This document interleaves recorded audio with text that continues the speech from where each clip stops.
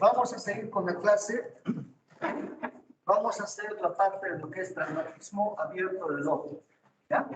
Entonces, habíamos comentado de que cuando estamos frente a un paciente con el traumatismo ocular, hay que pensar en la posibilidad de traumatismo abierto del ojo. Entonces, en el examen sistemático que se hace, siempre estos pacientes cursan con una mala agudeza visual.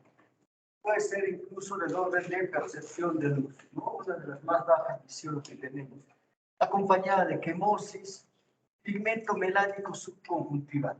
Recuerden ustedes que cuando hay un ojo abierto, la estructura que está adyacente a la zona abierta es la úvea, y la úvea cuando prolapsa, pues da un tinte de color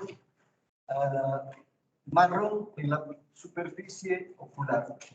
Cuando hay una hemorragia subconjuntival amplia, también sospechar la posibilidad de que pueda haber un traumatismo abierto. Presencia de edema, va a haber un aumento en la profundidad de la cámara anterior y la pupila va a ser irregular. Generalmente la pupila tiene una deformación ¿hacia dónde? Hacia la parte donde está el sitio de la herida. Entonces vean ahí un ejemplo de lo que es una herida abierta, una herida corneal. En estas circunstancias, ¿qué debe de hacerse? Pues suturar la herida. Esa es la emergencia. Porque ya saben ustedes que una herida, cuanto más tiempo esté abierta, más posibilidades de que pueda existir una infección intraocular. Entonces, la emergencia en este caso es suturar esa herida abierta. Diferentes tipos de heridas abiertas. ¿Qué es lo que hay que hacer? Pues suturar en estos casos, ¿no? En todos, suturar. Acá estamos viendo una gran hemorragia subconjuntival donde hay una apertura de la herida corneal, pero habría necesidad de exploración por si la esclera no está afectada. Vean,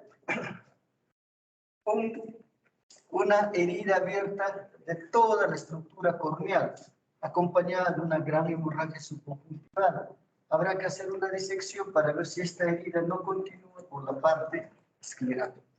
Es importante determinar qué tanta extensión de la esclera está siendo también interrumpida.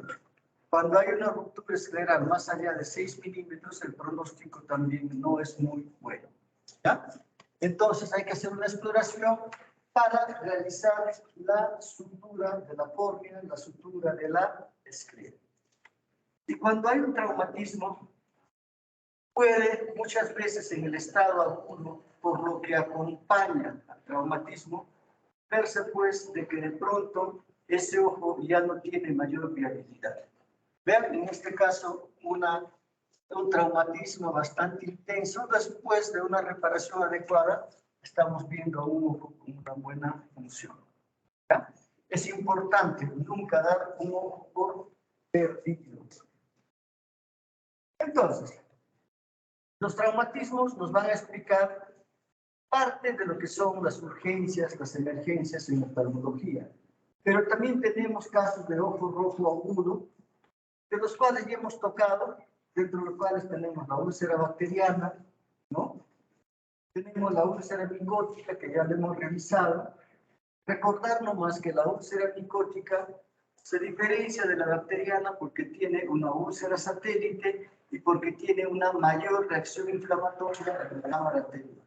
Y que el tratamiento es con la natamicina, un producto específico para que son los hongos, y que en el caso de las úlceras micóticas, lamentablemente a veces el diagnóstico se hace por exclusión, pasados los 15, 20 días, cuando no hay una mejoría de la úlcera que estamos tratando. Tenemos una conjuntivitis bacteriana normal, una conjuntivitis bacteriana, pero con una secreción abundante.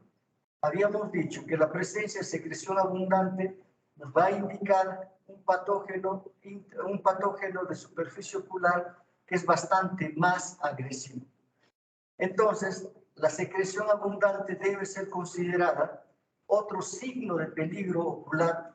¿Por qué? Porque el patógeno comprometido puede producir una perforación ocular. El glaucoma de ángulo cerrado, lo habíamos visto también, que es una emergencia ocular de inicio agudo, bastante sintomático, donde existe una predisposición anatómica para desarrollar este glaucoma de ángulo cerrado, donde va a haber un bloqueo pupilar de tal forma que el humor acuoso que se va formando no puede pasar a la cámara posterior, ni a la pupila, ni a la cámara anterior, y es la causa de la elevación de la presión intraocular. ¿No? Ya habíamos conversado qué síntomas son los que producen, qué sintomatología vamos a encontrar. Generalmente encontramos midriasis ocular, congestión ocular de tipo ciliar, edema corneal, una presión intraocular bastante elevada y la disminución de la agudeza visual. Se pueden encontrar zonas que pueden estar alteradas, por ejemplo, de la presión intraocular, y que el tratamiento era con monitor al 20%, ¿no?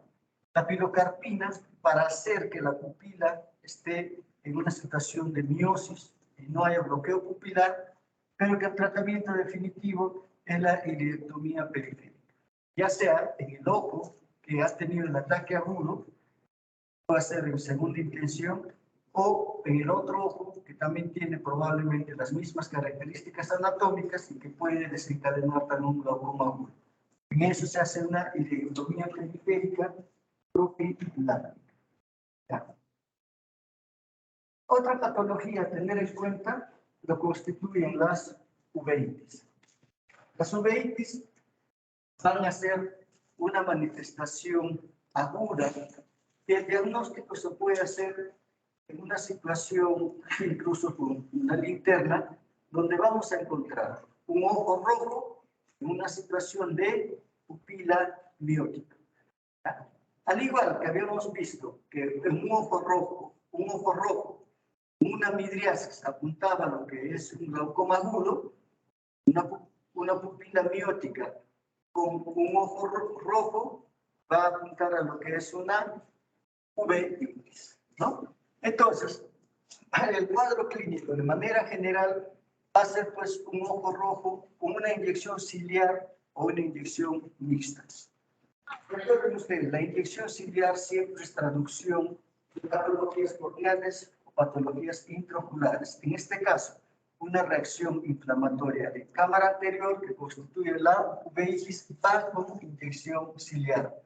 Poca pupila poco reactiva y miosis, un dolor ocular que va a ser secundaria al espasmo ciliar que se produce y va a haber una pérdida de la agudeza visual discreta. ¿Por qué? Porque va a haber reacción inflamatoria en la cámara anterior y esto hace que disminuya lo que es la visión, que puede ir acompañada de sensación de moscas volantes, etc. Presenta fotofobia. Entonces, con una exploración que no va a requerir instrumentación oftalmológica, se puede hacer el diagnóstico. ¿En base a qué? A un ojo rojo, a la sintomatología del dolor y pupila en miosis. Afecta un solo ojo, no es frecuente que afecte los dos ojos, ¿ya? Por eso es una anisocoria. Entonces, en este caso, ¿cuál de los dos ojos será el afectado? El ojo derecho. ¿Por qué?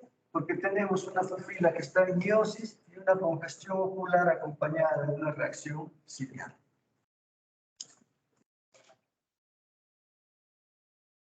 Entonces, ¿cómo describirían esa imagen que se está viendo?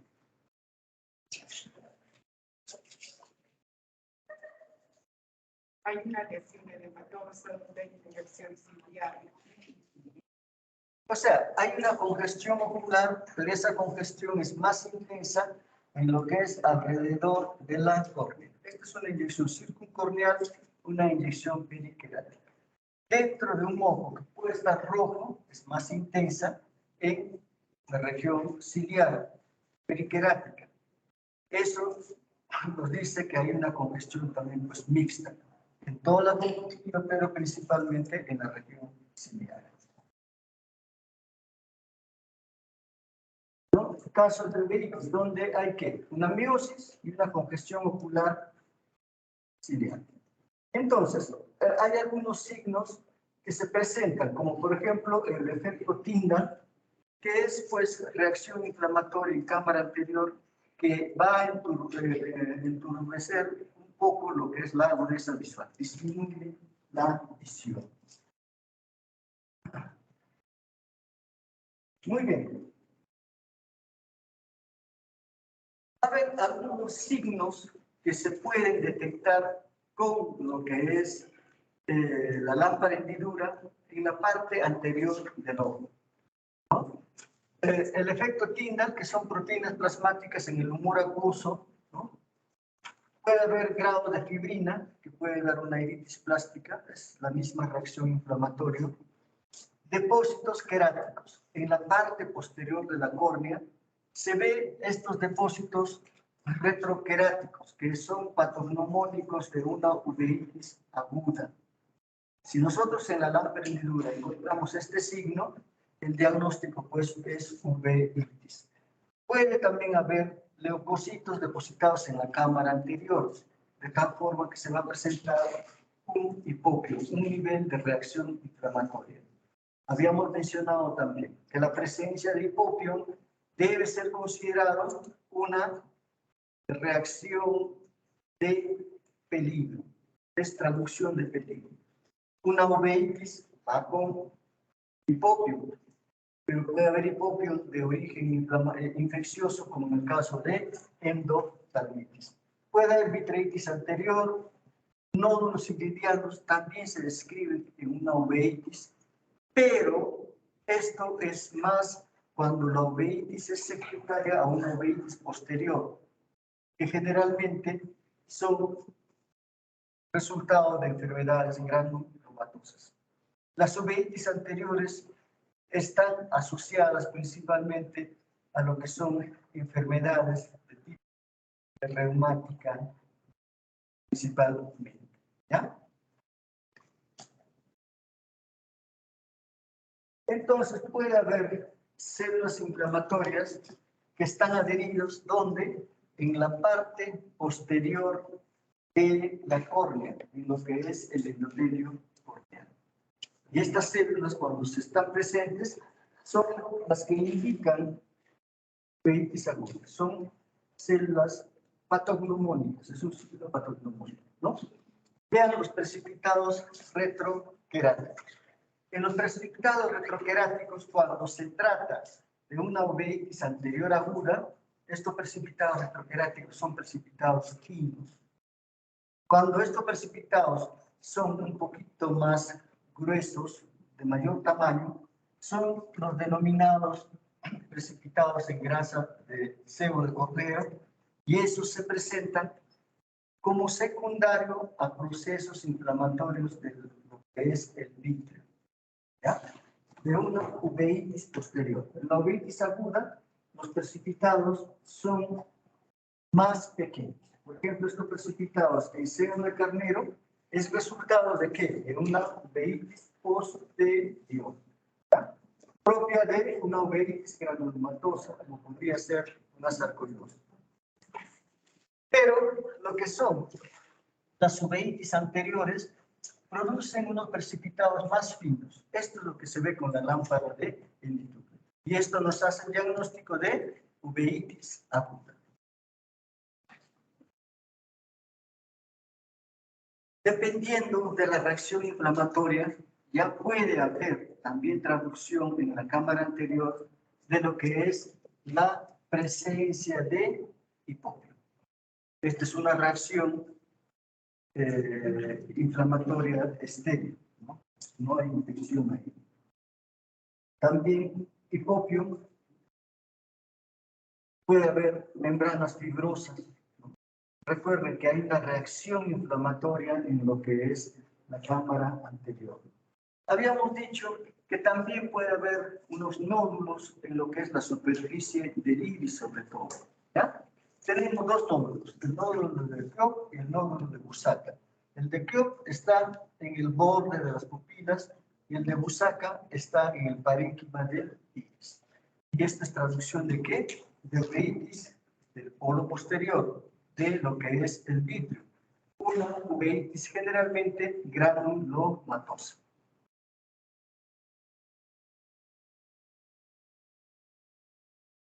Muy bien.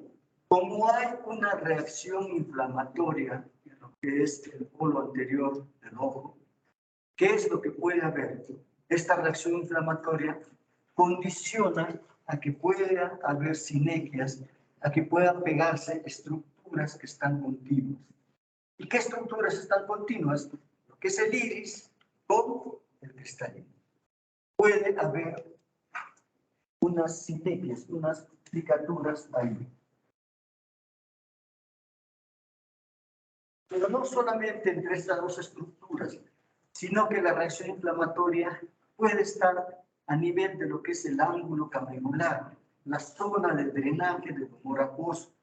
Y cuando se presenta esto, pues puede haber un aumento de la presión intraocular.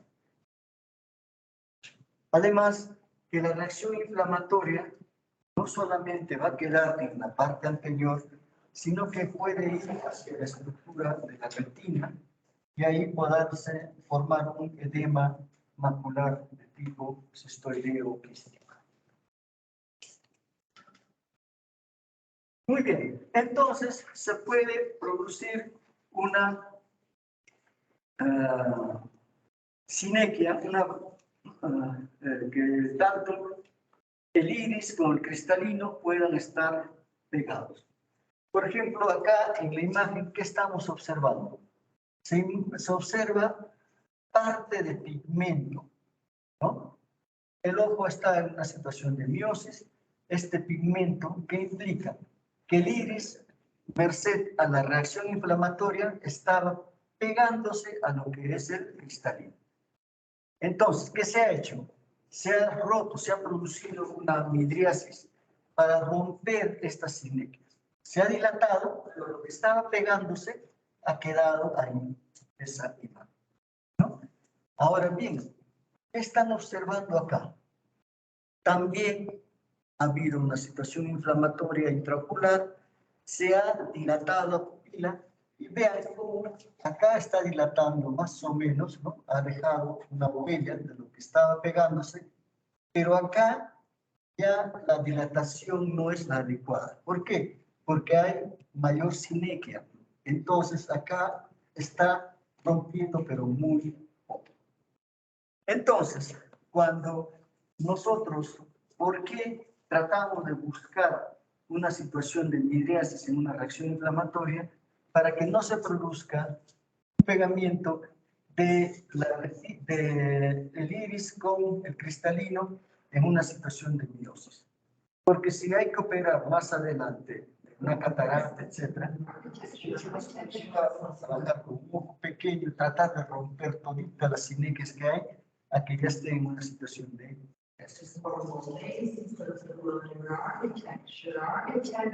Entonces, estas sinequias, pues, toman diferentes formas, ¿no? Acá, por ejemplo, la sinequia es solamente esta parte, todo lo demás está bien. Acá hay una sinequia más amplia, casi todo lo que es la parte inferior. Ahora, estas sinequias, si no se dan medicamentos en forma oportuna, ¿qué es lo que va a hacer? Se puede pegar en los 360 grados. Y cuando se pegue en los 360 grados, el humor acuoso que está formándose en la parte más posterior no puede pasar a la cámara anterior. ¿Y qué hace? Comienza a aumentarse la presión. Además de eso, ¿qué otra cosa ocurre? Que el iris está siendo empujado por el humor acuoso y se produce lo que es un iris bombé. Vean ustedes, el iris está pegado a la córnea, ¿no? Es un iris bombé. ¿Por qué? Porque el humor acuoso está impactando la vida. Hay que solucionar eso. O con una hirectomía periférica, o si hay catarata, sacar el cristalino y hacer una operación que es el cristalino.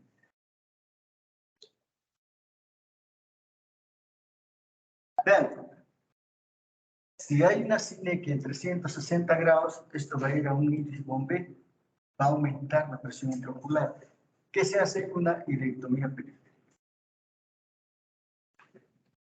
O sea, esto se comporta como si hubiese una situación de glaucoma agudo. Entonces, lo que se va a producir en un estado agudo de uveitis es una hipotensión ocular porque en este brote agudo disminuye la producción del humor acuoso. Pero después puede producirse un glaucoma secundario. ¿Por qué razón? Porque va a haber un bloqueo pupilar, el iris bombé que acabamos de mencionar, porque la zona del drenaje de lo que es la zona camerular se va a pegar por la acción inflamatoria que va a estar presente o por exceso de proteínas en el acuoso. ¿Ya? Esto condiciona el aumento de la presión intraocular. Vean, sinequias que se van a presentar, cataratas secundarias que se presentan cuando existe un cuadro de UV. También se puede presentar un edema macular. Los mediadores de la inflamación van a producir, pues, que a nivel macular pueda presentarse este edema de tipo quístico que va a ser una causa adicional a que exista una disminución de la agudeza visual. Están viendo un edema macular quístico que va a ir de la mano con una pérdida aguda de la visión. Puede haber atrofia del iris secundario a esta reacción inflamatoria, a la presión que se va a encontrar. Y el tratamiento en todas las uveitis es, pues, controlar la reacción inflamatoria. Para esto se dilata también la pupila para romper las sinequias. También va a actuar esto haciendo de que exista menor contracción a nivel de los músculos del iris para producir una mayor relajación y con esto calme el dolor. Y hay que dar un tratamiento tópico en base a para disminuir la reacción inflamatoria. Muy bien. Entonces, otras causas de emergencia ocular lo constituye lo que son las celulitis orbitales. Cuando estamos frente a un paciente que tiene una celulitis orbitaria, vamos a encontrar que este paciente tiene una reacción inflamatoria en lo que es la cavidad orbitaria, donde las estructuras blandas, grasa orbitaria, etcétera, van a estar inflamadas. Y cuando están inflamadas, pues van a producir una proptosis. El ojo va a salir adelante, que es la única estructura a través del cual puede salir.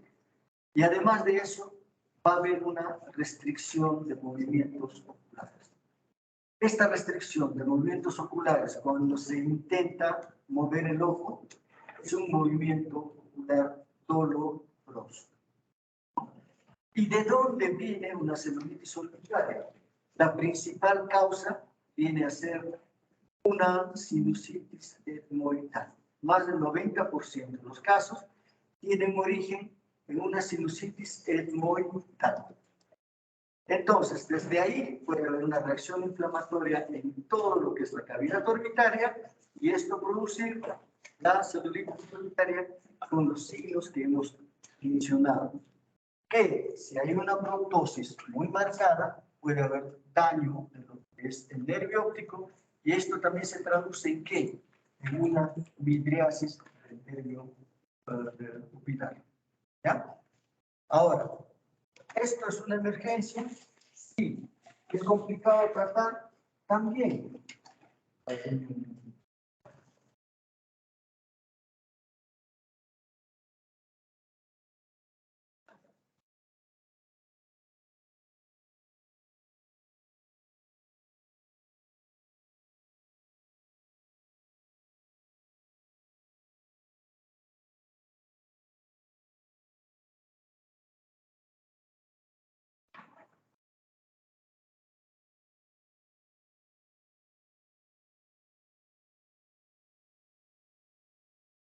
¿Es complicado tratar? Sí. ¿Que esto se puede complicar? También. ¿Con qué? Con microabscesos a nivel de la órbita, microabscesos intracerebrales.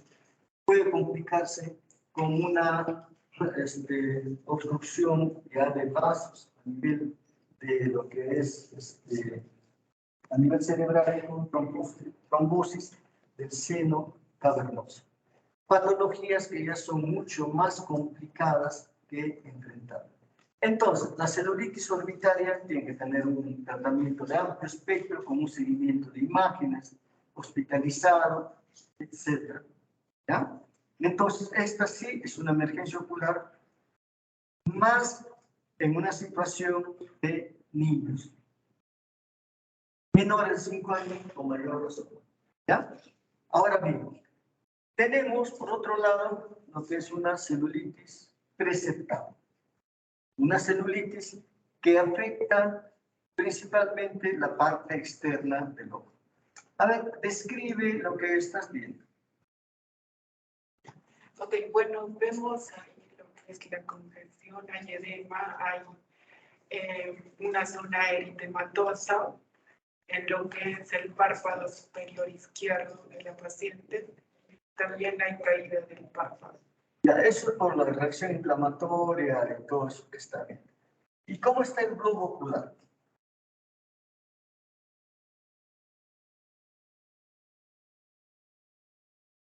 Bueno, estaría inflamado también, ¿no?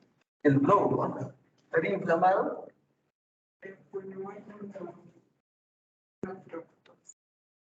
Bueno, da la impresión de proptosis, pero eso por lo que el párpado superior está edematizado, inflamado, etc.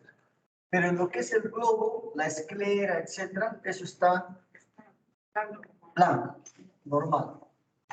Entonces, la celulitis preceptal afecta solamente lo que es la parte externa del ojo, lo que es párpados principalmente.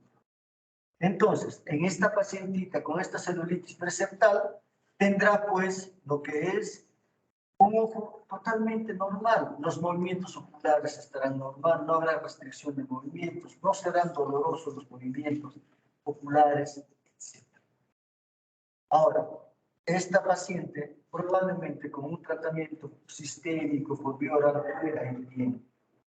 Pero como recomendación, cuando estén frente a un paciente que tiene una celulitis preceptal y si es niño, hospitalicen. ¿Ya? 2, 3, 4 días a que pase todo el cuadro y después se va de alta con medicación por vía oral. Porque la posibilidad que esto pase a lo que es una celulitis orbitaria está latente, y más en niños. Entonces, es preferible lidiar con esta paciente que recibiendo sus medicamentos va a tener una buena evolución que tratar de solucionar un problema de este tipo. 3 días hospitalizado y se va de alta, no importa que lo justifiquen. Porque de pronto, cuando están en esta situación, es bien difícil el manejo.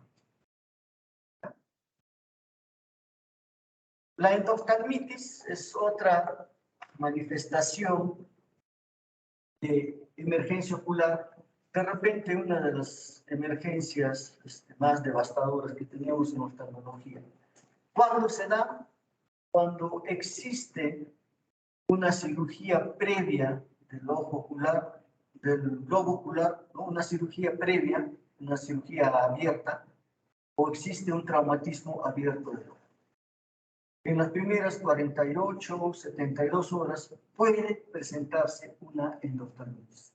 Es una complicación, ¿ya? Eso lo vamos a ver en catarata. Ahora bien, existe también como una situación de emergencia lo que son pues las pérdidas agudas de la visión. Entonces, estas pérdidas agudas de la visión, en su mayoría de los casos, guardan relación con lo que es procesos vasculares, donde lamentablemente nuestro margen de acción no es mucho. ¿Ya?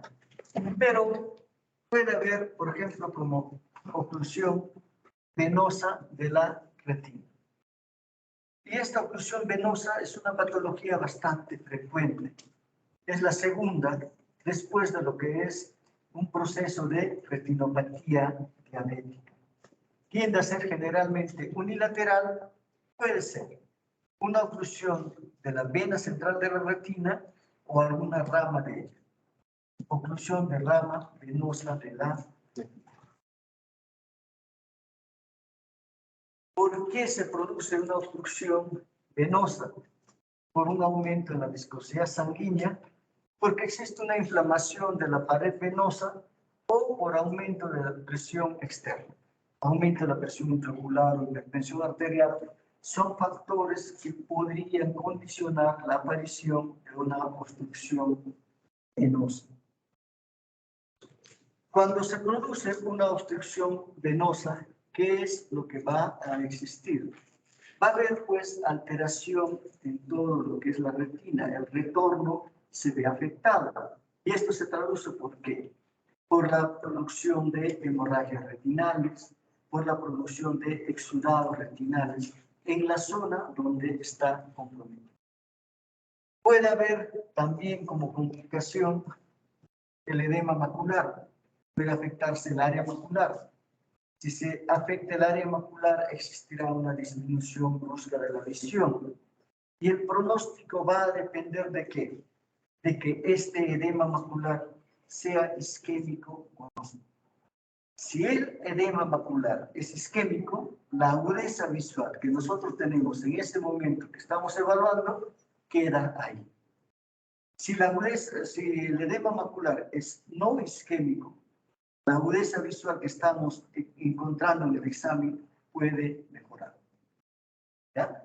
Ahora, necesariamente, pues, esto produce una isquemia retinal, ¿no? Y cuanto más isquemia retinal se presente, va a haber una falta de compensación a través de ¿qué? De la generación de vasos anómalos, de neovasos, que pueden aparecer en la retina o pueden aparecer en la parte anterior, en lo que es la malla trabecular, en lo que es el iris. Y cuando se presenta una neovascularización en la parte anterior, va a presentarse lo que es un glaucoma neovascular. En promedio, ¿en qué tiempo? A los 3 meses del proceso de obstrucción venosa, ¿no? Vean ustedes, ha habido una obstrucción de vena central de la retina. ¿Y qué es lo que caracteriza? Lo que caracteriza va a ser hemorragias en todo el polo posterior. Este es un cuadro característico de lo que ocurre en una obstrucción de vena central de la retina. Interesa el compromiso o no del área macular, porque para pronóstico eso es importante. Todo lo demás va a ir desapareciendo. Este paciente, ¿qué puede desarrollar a futuro? Neovasos. Y estos, si están presentes en la parte anterior, puede presentar un glaucoma neovascular. En este caso, también el mismo esquema.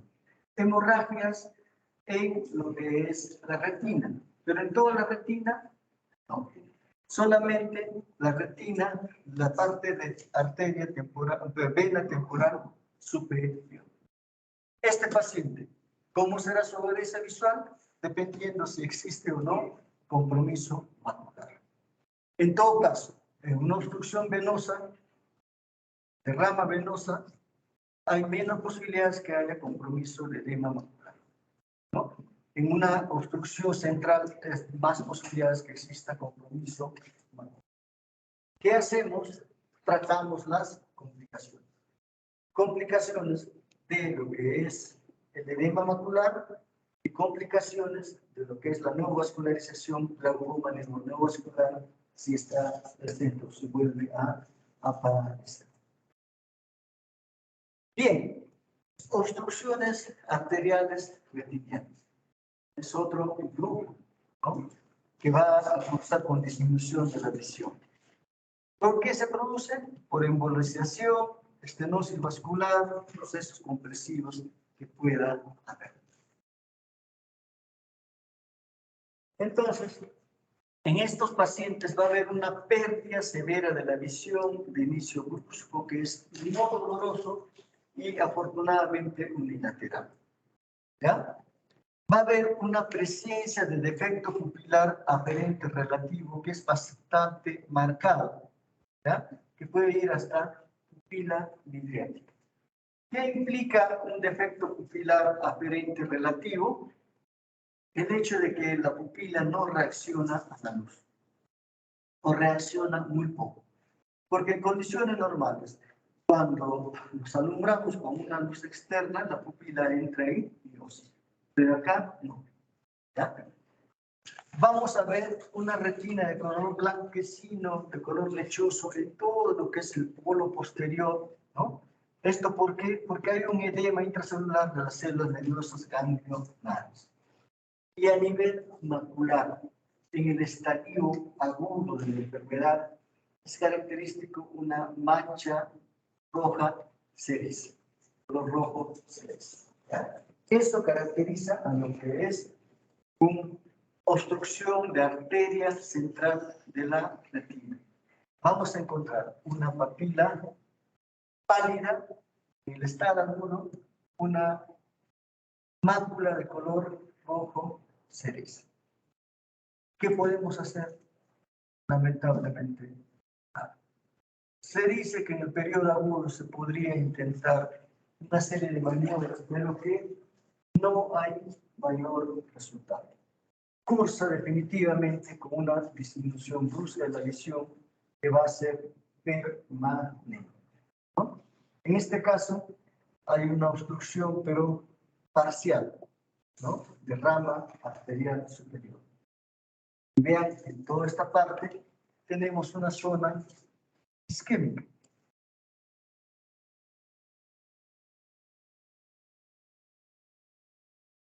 Entonces, una pérdida brusca de la visión, en la mayoría de los casos va acompañada a procesos vasculares. Bien, pero también existe una neuropatía óptica isquémica anterior aguda no arterítica, ¿ya? Que representa casi el 96% de todas las neuropatías ópticas isquémicas anteriores, ¿no?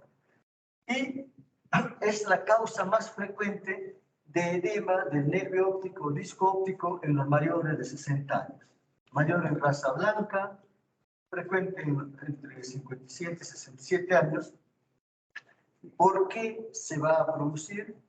Porque va a existir una alteración en lo que es la circulación de la cabeza del nervio óptico, ¿no? Va a entrar en isquemia, generalmente no asociado a síntomas sistémicos y se relaciona con la hipertensión arterial sistémica. Entonces, es importante tener en cuenta esto, sobre todo aquellos que tienen tratamiento antihipertensivo, ¿no? De que no exista lo que es una hipotensión arterial sistémica, ¿no? Mayores de 60 años, que generalmente a veces comienzan a tomar lo que es el sildenafil, etc. También son hipotensores. Puede condicionar la aparición de esta neuropatía óptica. ¿Qué es lo que va a experimentar el paciente? Va a haber pues una pérdida brusca de la visión, monocular, dolorosa. Generalmente aparece en la mañana por una situación de hipotensión con lo que se le relaciona. Afortunadamente, esta disminución de la visión suele ser moderada, pero existe esa disminución. Siempre existe un defecto pupilar aferente relativo, ¿no?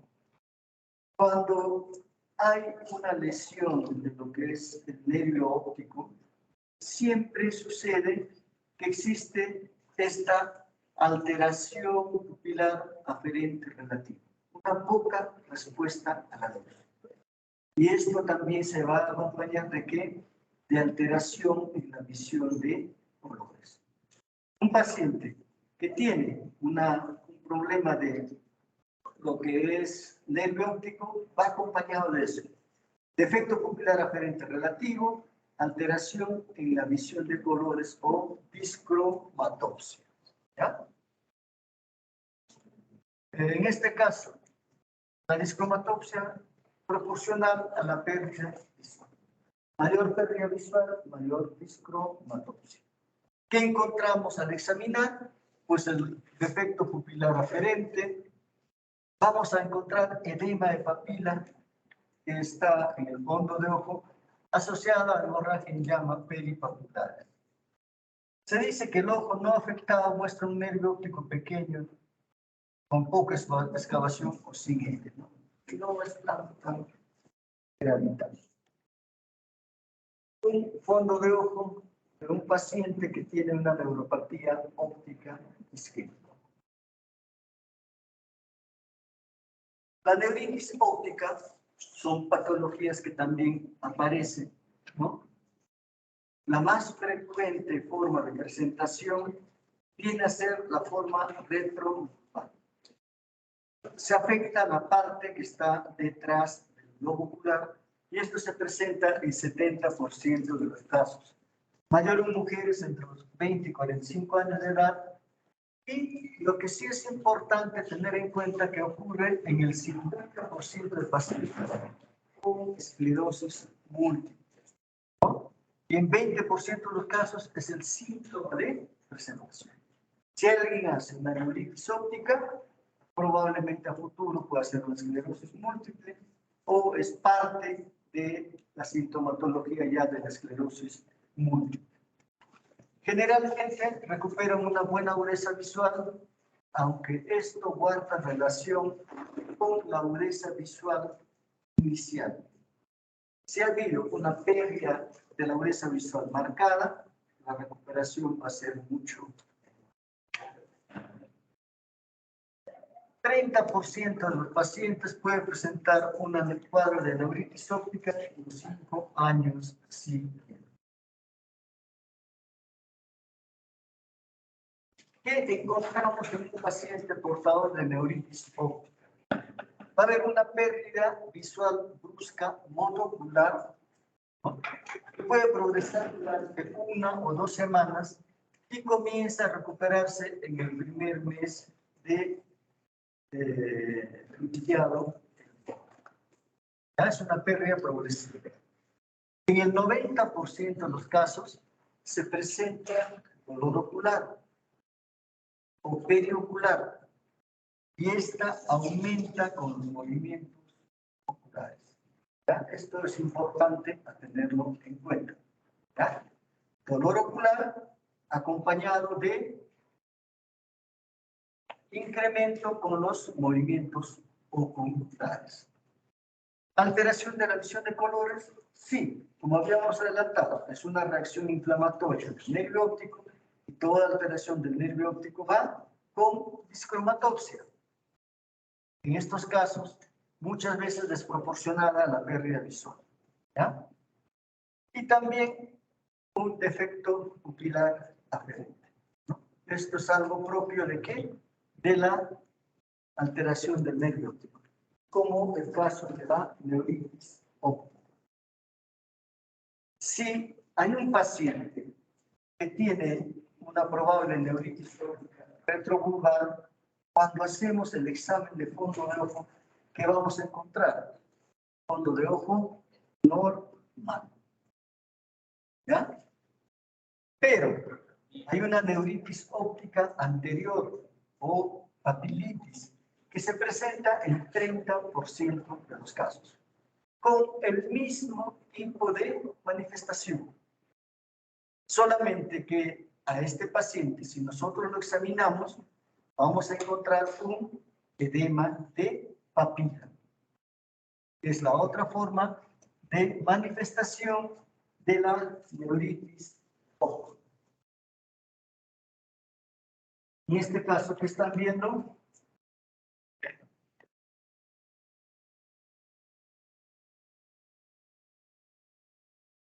hay una pupila, papila totalmente irregular, de bordes no nítidos, probablemente compatible con un edema de papila, una papilitis. ¿Ya? Entonces, recuerden, en una neuropatía óptica aguda, el 70% de los casos es retrourbano. En el estado agudo, en el fondo de ojo, no vamos a encontrar alteración, pero pasado un mes, 6 semanas, podemos encontrar en ese paciente ya alteraciones en el nervio óptico del tipo degenerativo, ¿no? Habría una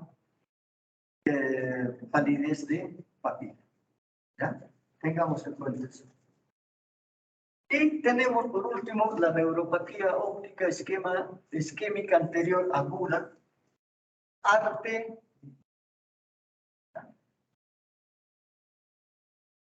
Solamente representa el 5 a 10% de los casos de una neuropatía isquémica anterior, propia de gente ya anciana, ¿no?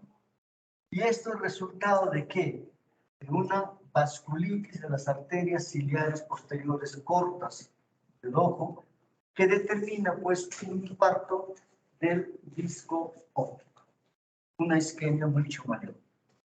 Y esta es a su vez una complicación de qué? Una complicación de la arteritis de la temporal. O sea, esto no aparece solamente en la vista, al contrario, es consecuencia de la arteritis temporal. Y un 95% de los casos se puede comprometer el otro ojo. Entonces esto es pues, bastante peligroso. En estos pacientes, si hacemos exámenes de velocidad de sedimentación globular, proteína C reactiva y recuento plaquetario, generalmente se encuentran elevados, aunque en un 15% de ellos puede estar normal. ¿Cómo se hace la confirmación del diagnóstico? Con biopsia de la arteria temporal.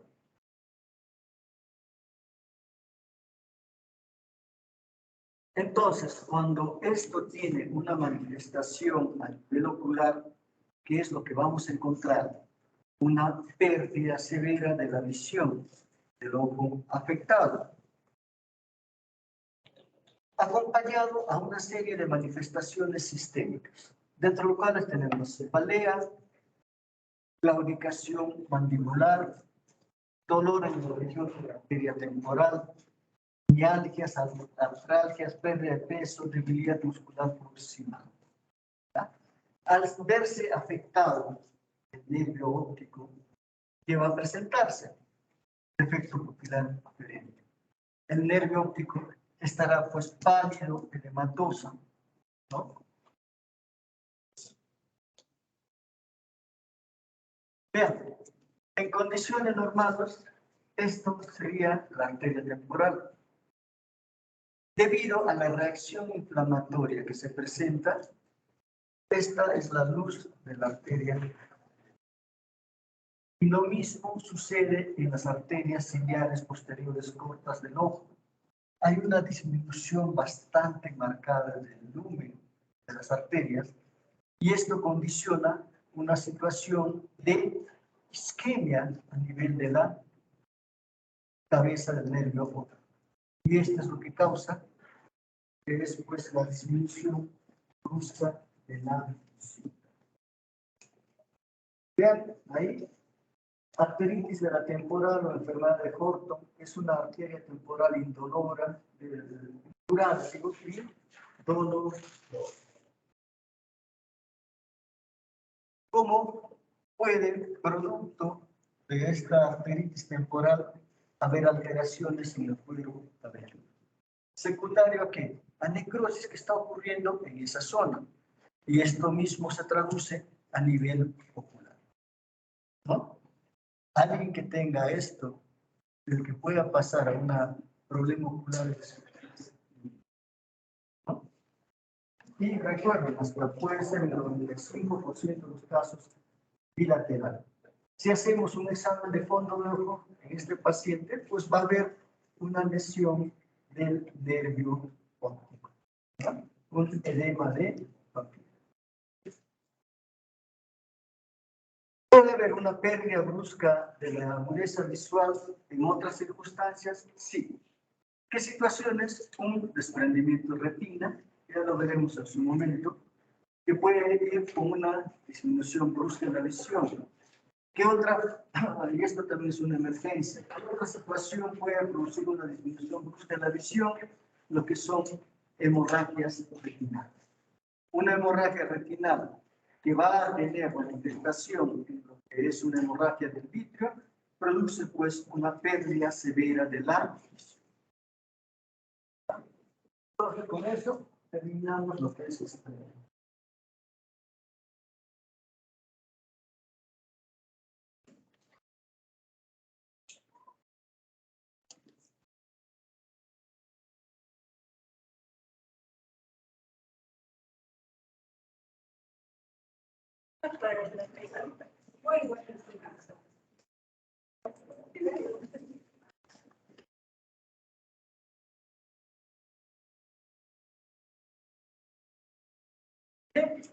Veamos lo que es patología del cristalino.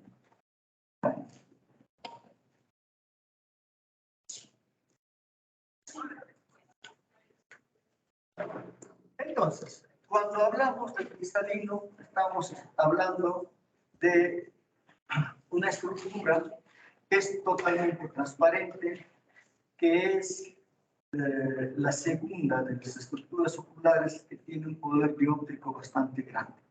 La primera es la córnea, la segunda el cristalino. Esto es un derivado ectodérmico, es totalmente avascular, está sujeta a un aparato suspensorio de unos 360 grados que con el tiempo no van perdiendo características que hacen de que el cristalino pueda modificar su curvatura.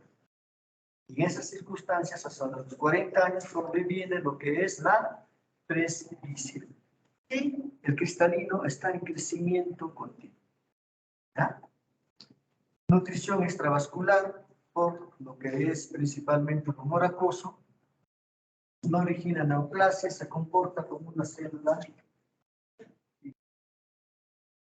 ¿Qué funciones tiene el cristalino?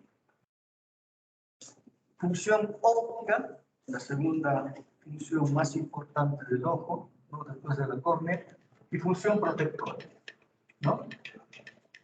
A través de la función óptica, ¿qué es lo que va a hacer? El cristalino varía su curvatura y merced a esto, ¿qué es lo que va a hacer? De que puede modificar su curvatura y mejorar la capacidad de enfoque que tiene el cristalino, mejorando la agudeza visual. Tiene una función protectora porque va a proteger a la retina de lo que son fototraumatismos, porque tiene la capacidad de absorber parte de la radiación ultravioleta. ¿Ya?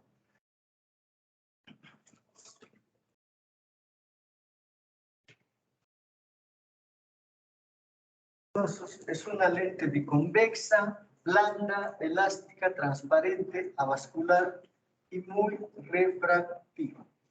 ¿Ya? El cristalino va creciendo a lo largo de toda la vida. Este es el cristalino de un niño, el cristalino de un adulto. ¿Ya? ¿Cómo crece ese cristalino?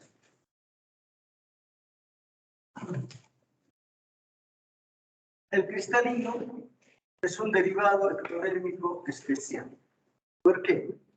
En condiciones normales, el epitelio de una epidermis o una membrana mucosa se reproduce y se descama y se apoya sobre una membrana basal, ¿no? Entonces, de ahí se va descamando. Pero en el caso del cristalino, eso está al contrario. O sea, lo que se va formando se va incorporando constantemente al cristalino. No se elimina. Pero el cristalino no es un epitelio puesto al revés, está envuelto en su propia membrana basal o cápsula. Por lo tanto, el cristalino crece constantemente porque su epitelio no se elimina, ¿no? Sino que se transforma en fibras, se desplaza hacia adentro, compactándose constantemente.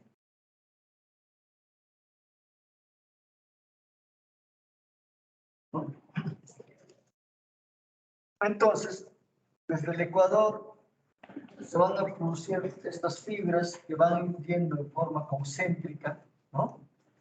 Que van a hacer que el cristalino adopte una mayor dimensión en forma continua. Entonces, la célula epitelial del Ecuador se transforma en fibra transparente, muy adherida a sus vecinas y crece envolviendo como si fuesen esas capas de la cebolla. Da esa apariencia, capas concéntricas como una cebolla. ¿Ya? El cristalino tiene diferentes partes. La parte más anterior viene a ser la cápsula, cápsula anterior, cápsula posterior, corteza anterior, corteza posterior. Hay un núcleo adulto, núcleo fetal, núcleo neonatal. En el adulto, un núcleo central que involucra todas ellas y es la principal estructura que va a opacificarse formando las cataratas. Tenemos la cápsula, el epitelio transparente, las fibras cristalinas que son elásticas, que son transparentes, que tienen una configuración especial que es lo que va a dar la transparencia del cristalino. Y la nutrición del cristalino se da a través, pues, principalmente del humor acuoso. ¿Ya?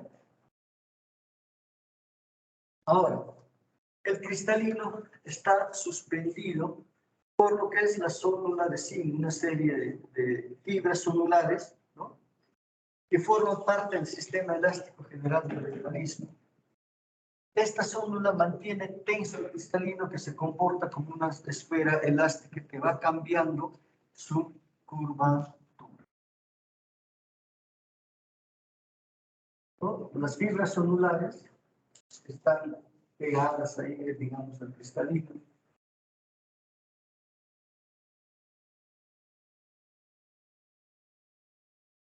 Estas fibras celulares pueden en algún momento de la vida, ¿no?, romperse, debilitarse y condicionar una subluxación en el cristalino como estamos observando.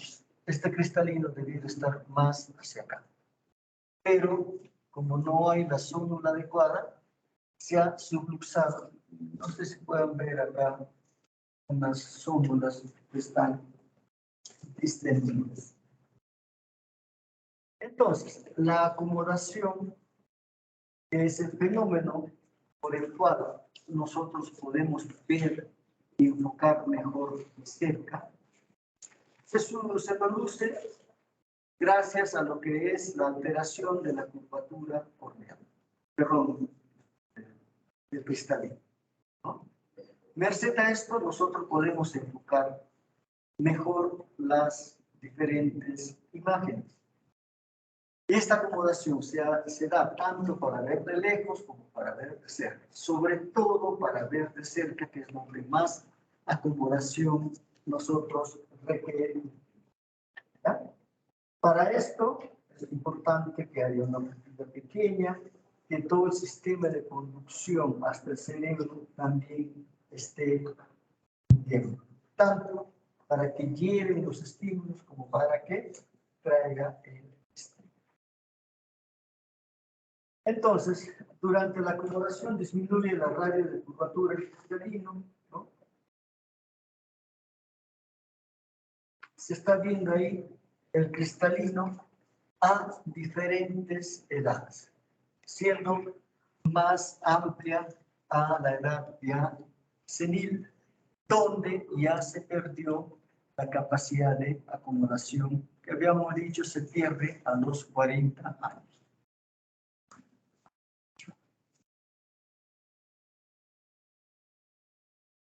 Entonces, esta presbicia aparece hacia los 40 años, ¿no? A ver, ¿qué hacemos para evaluar el cristalino?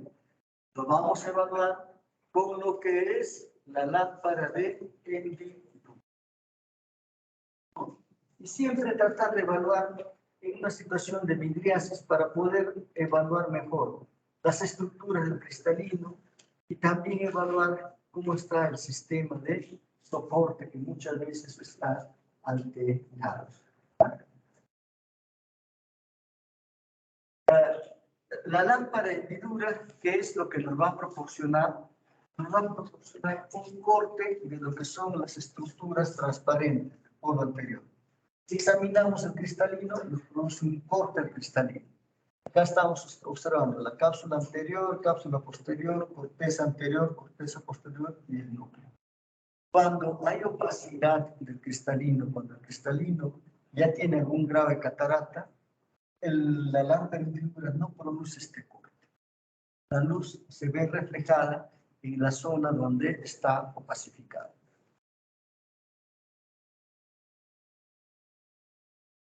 Bien, tenemos ya una catarata más avanzada donde el efecto de lo que es el corte por la lámpara hendidura se ve alterado. Por retroalimentación, o retroiluminación, nosotros podemos ver también lo que es cataratas. Eso con la lámpara de hendidura. Entonces, ¿qué patologías pueden presentarse en lo que es el cristalino? Puede haber alteraciones en la posición, puede haber alteraciones en la transparencia del cristalino. Las alteraciones en la transparencia del cristalino, lo que constituyen las cataratas, viene a ser la manifestación más frecuente. Y la operación de catarata, una de las cirugías más frecuentes dentro de lo que es oftalmología. Muy bien, cuando hablamos de alteraciones de posición del cristalino, estos se van a presentar. ¿Por qué razón? Porque existe una falla en el sistema solular suspensor del cristalino, de tal forma que va a ocasionar que el cristalino se desplace parcial o totalmente. ¿Ya? Puede ser de causa congénita, de causa adquirida. De causa congénita, ¿en qué circunstancias? Cuando existe debilidad elástica celular, lo que se llaman las ectopias, que tienden a ser bilaterales.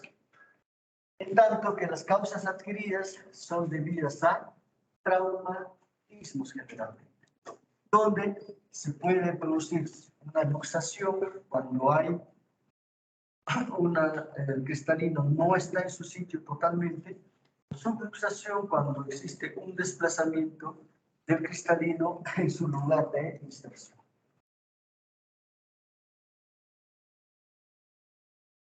Vean, alteraciones en la posición del cristalino. Uno sería una subluxación. El cristalino está donde debe de estar, solamente que en una posición diferente, está más caída. Dos, luxación hacia la parte anterior. El cristalino ya no está en su sitio, sino está en la cámara anterior. Tres, luxación total del cristalino hacia el humor vítreo. ¿Ya? Entonces, ¿qué puede producir el cristalino cuando está en el humor vítreo? Una reacción inflamatoria, una vitreitis. ¿Qué puede producir una luxación o una luxación en cámara anterior? Aumento de la presión intraocular, un glaucoma agudo.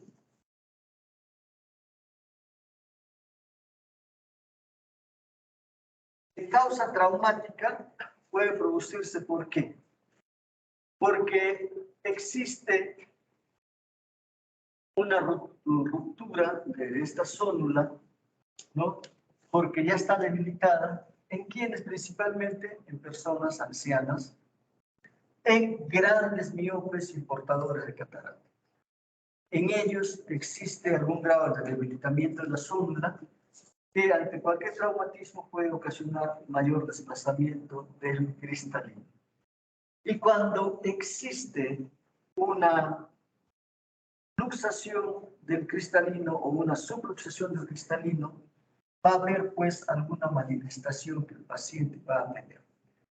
Puede tener visión doble, o sea, una diplopia monocular, o puede haber una visión borrosa, una disminución brusca de la visión. ¿En qué circunstancia? Cuando ha habido una luxación del cristalino hacia el humor vítreo o a la cámara ante, produciendo ¿qué complicaciones? Glaucoma agudo o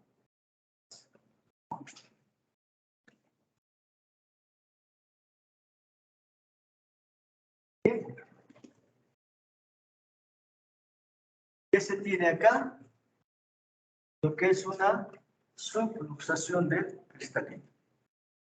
¿Cómo estará la visión en esta paciente?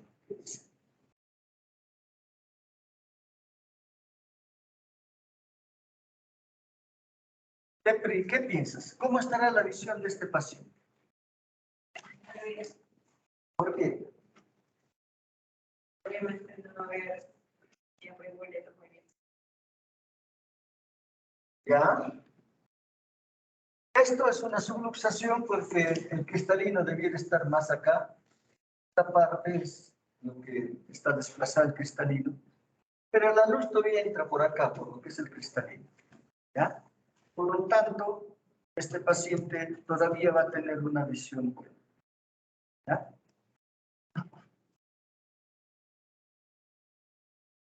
Por ejemplo, ahí tenemos una luxación más grande, ¿no? De pronto, la luz está entrando acá, ¿no? Y puede entrar justo por la parte del cristalino, por el borde, etc. Este paciente, como también tenemos que el cristalino está moviéndose, puede tener por momentos buena visión, por momentos visión doble. Como este cristalino no está bien sujeto, el cristalino se mueve y de acuerdo a eso va variando también la medida, la visión. ¿Ya? Y también, pues, cuando el cristalino está moviéndose, se llama una iridodonesis. Si nosotros examinamos con la lámpara hendidura a este paciente, ¿no? El movimiento del cristalino se llama iridodonesis. No, perdón, facodonesis. Pero también el iris puede moverse, porque en condiciones normales, el iris y el cristalino cuando están juntos, pues el iris no tiene movimiento. Pero cuando falta este cristalino de soporte, también el iris se mueve con los movimientos oculares. Eso es una iridodonesis.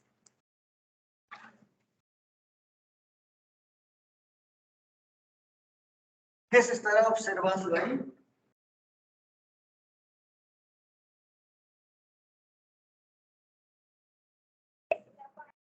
Hay una luxación del cristalino hacia la parte anterior. ¿A dónde? A la cámara. Entonces, en estas circunstancias, el cristalino como que está en la cámara anterior, que es un sitio totalmente diferente a la localización del cristalino, puede producir alteración en el drenaje del humor acuoso y esto hace que aumente la presión intraocular, sobreviniendo con glaucoma agudo.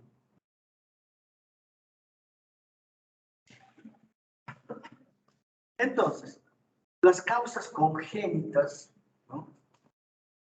Las ectopias tienden a ser bilaterales, hereditarias. Y en estos pacientes tenemos que existe una debilidad sonular, más una esferofagia. O sea, en este tipo de pacientes donde esta ectopia es hereditaria, bilateral, hay una debilidad en la zona.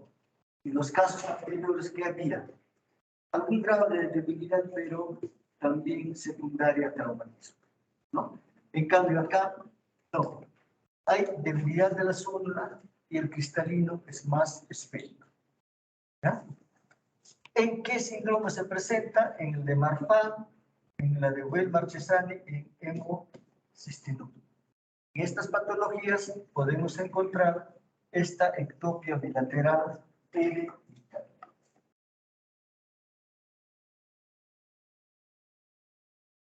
¿Qué están viendo ahí? Una subluxación. La fecha está señalando lo que es pues ese desplazamiento del cristalino. ¿Qué están observando ahí?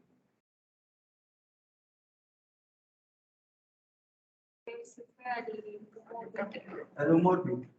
¿Cómo estará la visión del paciente? Estará borroso. ¿Por qué? Porque no hay lente. El cristalino es un lente.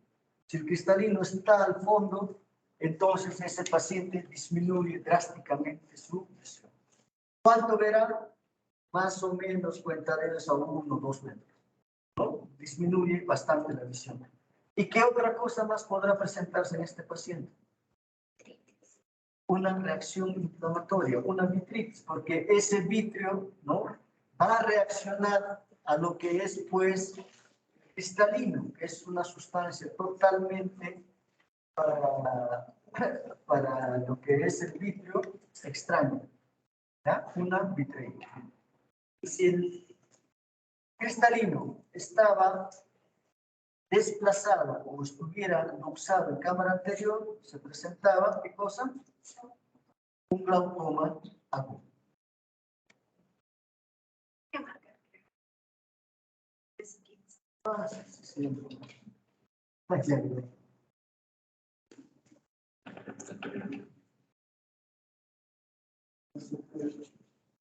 Está retrasado.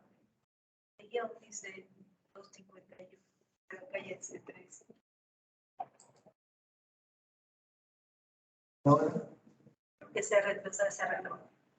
Porque ahí dice 251 y abajito dice 3. Sí, sí. ¿cómo lo arreglan? Ya. Ya está.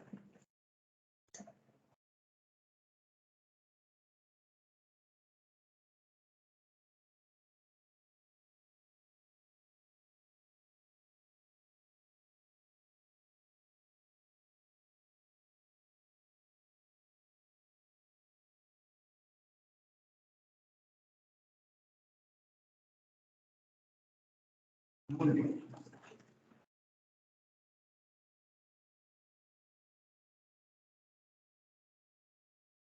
Por ejemplo, ahí el cristalino está luxado a la cámara anterior. Y habrá aumento de la presión intraocular. Un cristalino esferofático, ¿no? Muy redondo. No debe ser así. Tenemos diferentes tipos de subluxación.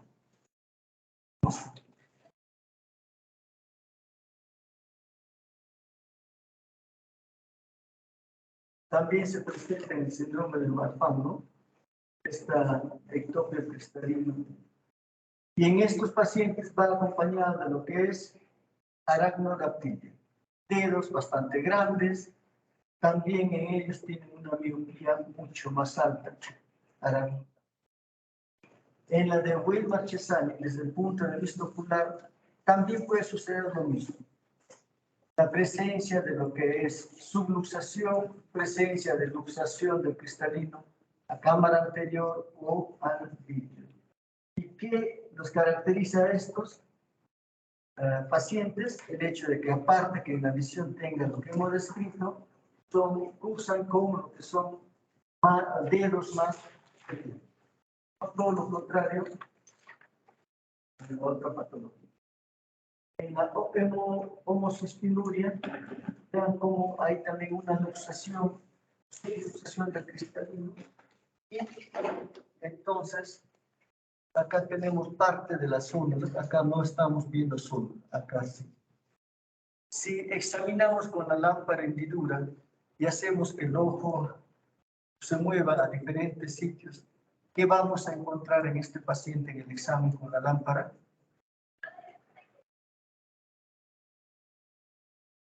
Este paciente, hacemos que mueva el ojo hacia arriba y mire de frente.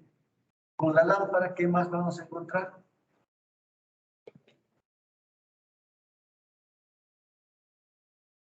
No hemos dicho, como esto no tiene un buen soporte, se mueve. ¿Y esto cómo se llama?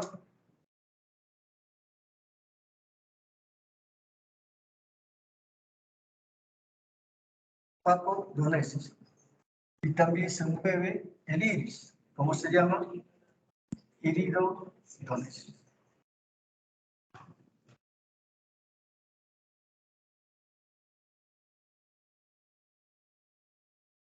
Muy bien.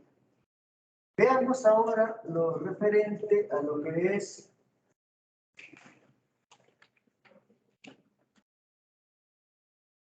alteración en la transparencia del cristalino, ¿ya?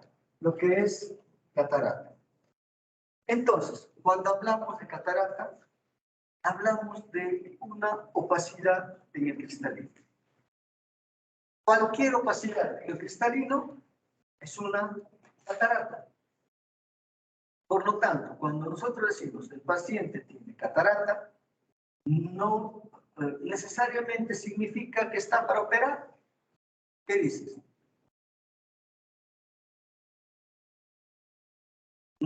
La única solución. Ya. Si digo, tiene una opacidad, por recibir subcarcelar posterior, ¿no? Otro tiene una catarata polar, lo que sea. ¿Es necesariamente indicio de una operación? No, ¿verdad? Porque catarata es cualquier opacidad del cristalino. ¿Cuándo se opera? Cuando interfiere con actividades cotidianas. Cuando la catarata está avanzada. Entonces, las cataratas se pueden clasificar por la edad de aparición. En niños, catarata congénita; en adultos, catarata adquirida. Por la localización dentro del cristalino, nucleares, corticales, capsulares, ¿ya? Dependiendo qué zona está siendo afectada. Sobre lo que son cataratas congénitas. Aparecen al nacimiento o poco después de ella. Tienden a ser bilaterales, ¿ya? En la gran mayoría de lo que es catarata congénita, estas cataratas congénitas son estacionarias, con excepciones, no progresan. La mayoría de las cataratas congénitas no se operan. Son muchas veces hallazgos que nosotros encontramos. Cuando sí tiene una opacidad que es moderada a severa, puede producir disminución de la visión, puede generar una ambliopía. La ambliopía, también conocida como ojo perezoso, viene a ser la disminución de los ojos, ¿no? De la agudeza visual de los ojos de los pacientes, ¿no?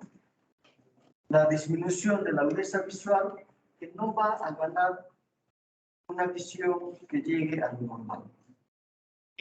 Cuando nosotros nacemos con determinada agudeza visual, con una visión bastante pobre, y esta visión va mejorando progresivamente, ¿ya? Y conforme mejora la agudeza visual, se va dando, pues, en los primeros años esta mejora. ¿Cuándo completa la maduración de la agudeza visual? A los 6 años. De tal forma que cualquier patología que interfiera con lo que es, que llegue una buena imagen a la retina, va a alterar el desarrollo de la agudeza visual. Tenemos una catarata congénita que impide que la luz impacte en la retina en forma normal. Ese paciente no desarrolla su visión desde el punto de vista funcional y se produce lo que se llama ambliopía. Bien, en condiciones normales, la luz impacta en lo que es la retina. Este ojo desarrolla visión. Pero cuando hay una catarata, esta catarata no pasa o no deja pasar la luz a la retina. Por lo tanto, este ojo no desarrolla muy bien su visión. Si a los 3 meses tenemos una calidad de visión muy mala, entonces pues ahí este paciente no va a lograr la visión del adulto.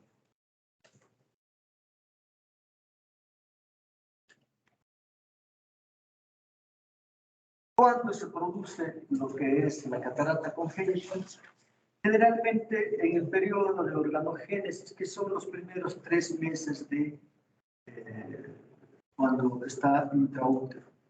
Una infección a ese nivel o en ese tiempo puede desarrollar una catarata congénita.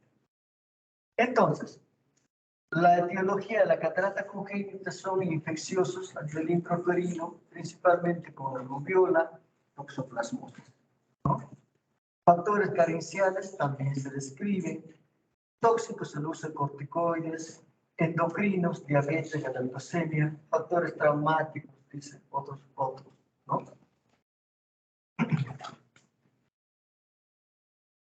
Entonces, ¿cómo se va a manifestar una catarata congénita? Principalmente a lo que es una leucocoria. ¿Qué implica la leucocoria? Una opacidad blanquecina en el área. Esto tiene que hacernos sospechar de la posibilidad de un glaucoma, perdón, de una catarata congénita o de un retinoblastoma. Entonces, siempre la manifestación es pues una leucocoria, a veces la presencia de nistagmus, movimiento involuntario de los ojos, que ya el paciente tenga un estrabismo. ¿Ya? Es por eso que el tratamiento de un glaucoma congénito se hace a una edad bastante temprana. ¿A qué edad? A los 3 meses. ¿Para qué? Para que no aparezcan otro tipo de manifestaciones, como es el nistagmus. El nistagmus es un trastorno neurosensorial que desde el punto de vista ocular nos va a indicar una mala visión a futuro, una visión casi subnormal. Y ya el estrabismo también es una manifestación de una mala visión. Un ojo que ve mal tiende a desviarse. ¿Ya? Entonces, cuando se ve la leucocoria a una edad temprana,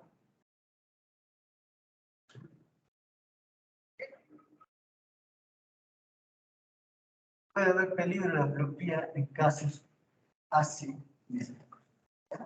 Entonces, pues, cuando estamos frente a un paciente portador de glaucoma congénito, tenemos que intervenir en forma temprana para que no aparezcan cambios neurosensoriales, sobre todo, y después de la operación para hacer un seguimiento desde el punto de vista de rehabilitación óptica. Vean, una pupila normal, una opacidad en el área pupilar, una leucocoria.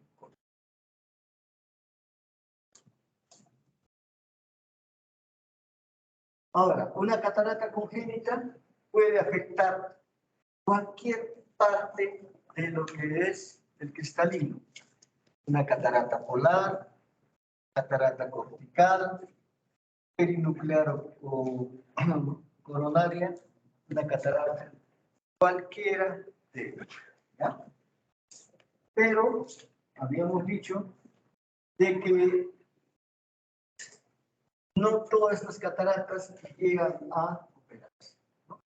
Diferentes tipos de cataratas que encontramos en la población pediátrica.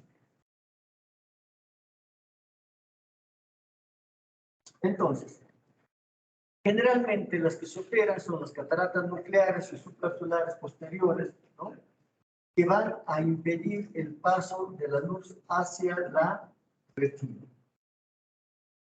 Cualquier catarata que tenga esta manifestación de impedir el paso de la luz hacia la retina, tiene que operarse. ¿Ya? Y esto generalmente son las cataratas que están en el eje visual. Se supone que En caso de galactosemia, si esta es la causa de catarata en el niño, esto puede ser un proceso reversible de catarata en la medida que se corrija lo que es la galactosemia. Pero si no, todas las demás cataratas que interfieran con la transmisión de luz hacia la retina tienen que operarse. Pero la inmensa mayoría de las cataratas son estacionarias, no se operan. Tengan en cuenta eso.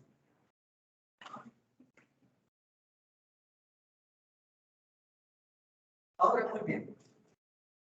Se dice que las cataratas pueden ser idiopáticas en una tercera parte de ellos. En una tercera parte pueden ser de tipo infeccioso. ¿Ya? Entonces, es ahí donde también debe ir la actividad preventiva, sobre todo a aquellas enfermedades, ¿no?, que puedan ser evitadas. ¿Por quiénes? Por las madres que van a estar próximas a tener hijos. ¿Ya? También la rubiola, la causa más frecuente de catarata congénita, y la infección materna produce el 50% de los casos de catarata congénita, ¿no?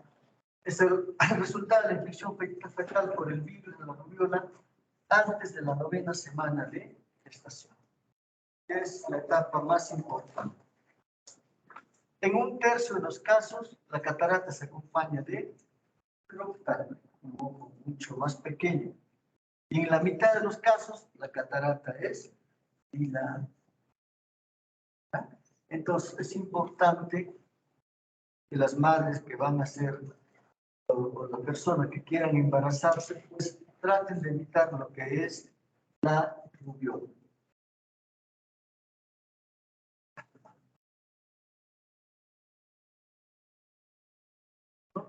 Cataratas que están ubicados en la parte central, que interfieren con la transmisión de luz, tienen indicación.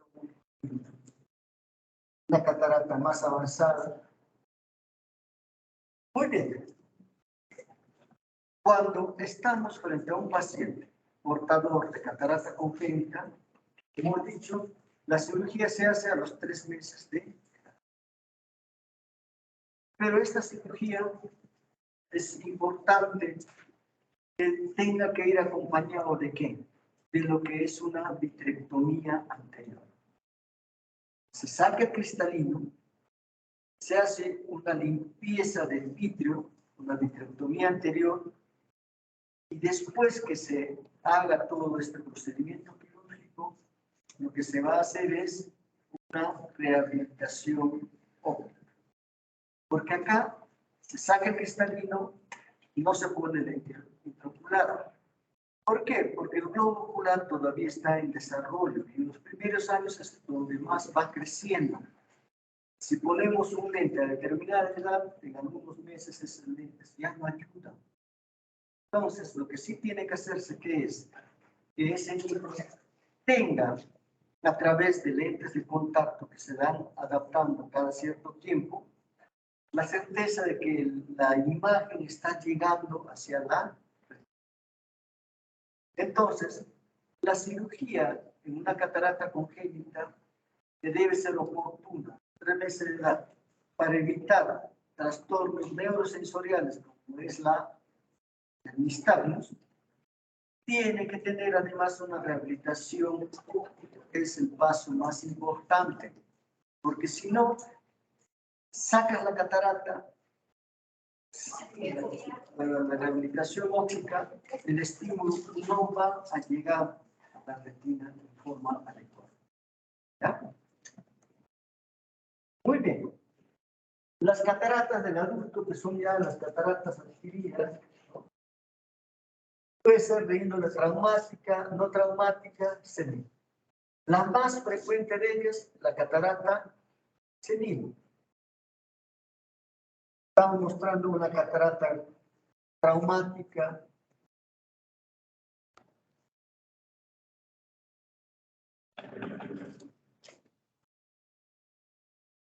Diferentes causas de catarata traumática, en este caso como objeto externo, como es una anzuelo. Puede haber una catarata adquirida presenil en pacientes con diabetes mellitus. En líneas generales, los pacientes que tienen diabetes mellitus presentan una catarata a una edad más temprana que la población general. ¿Ya? Puede presentarse a cualquier edad, ¿no? Algo que hay que tener en cuenta es de que los pacientes que tienen diabetes mellitus, que van a desarrollar catarata a una edad más temprana, a nivel de cristalino, uno de los cambios más frecuentes que van a tener los pacientes con diabetes mellitus es las variaciones en su visión. Las variaciones en la visión se producen ¿por qué? Por lo que es la cantidad de glicemia que tenemos cada uno de nosotros. El cambio de la glicemia va a ir de la mano con alteraciones en la visión.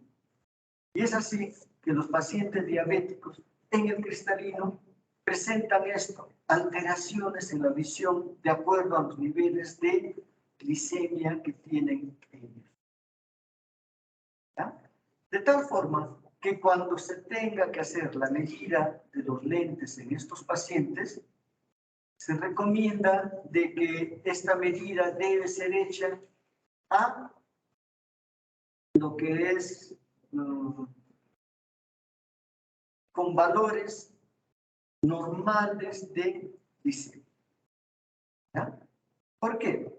Porque si de pronto hacemos un examen y el paciente tiene 200 de glicemia y toma la medicación y está con 120 de glicemia, esos lentes no le van a ser útiles para ese nivel de glicemia. ¿Ya? Entonces, en los pacientes con diabetes se debe tener esa precaución. ¿Por qué? Porque los niveles de glicemia van a ir haciendo que la agudeza visual se vea alterada. ¿Ya? Muchas veces se hace el diagnóstico de diabetes por alteraciones en la visión, ¿no?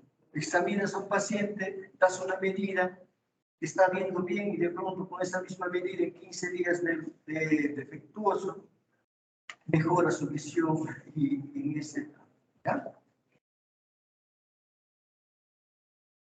Entonces, también pues puede haber una catarata en la distrofia biotónica, ¿no? Que se presentan a la tercera década de la edad, ¿no? Y son subcapsulares posteriores generalmente. También hay cataratas en la dermatitis atópica que se presentan en la segunda y cuarta década de vida, y son opacidades bilaterales que maduran rápidamente. Entonces, pues, cataratas adquiridas existen secundario a una serie de procesos sistémicos, ¿no? También secundarios a la utilización de medicamentos. Principalmente en medicamentos, los corticoides y la clopramicina, pero principalmente los corticoides que suelen dar opacidades subcapsulares posteriores. Por lo tanto, los corticoides, sobre todo tópicos, no deben de ser usados.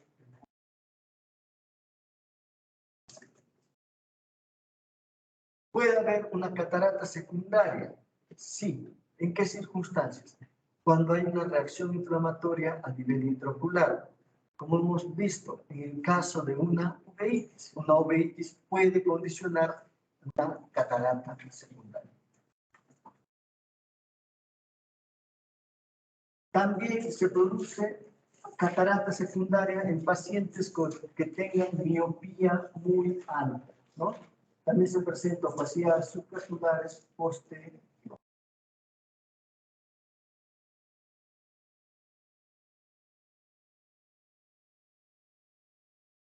Entonces, cuando hablamos de una catarata no traumática, va a haber pues una degeneración y opacificación de las fibras que estaban previamente transparentes. ¿Ya? Es así, la catarata aparece por una alteración progresiva de sus estructuras que inicialmente eran transparentes y según la parte que está siendo afectada, podrá ser pues que se opacifique parte del cristalino, parte de esas proteínas. En ese caso es una catarata inmadura. Cuando toda la proteína está opacificada, será ya una catarata madura. Y cuando existe necrosis es una hipermadura. ¿Ya? Eso lo vamos a ver.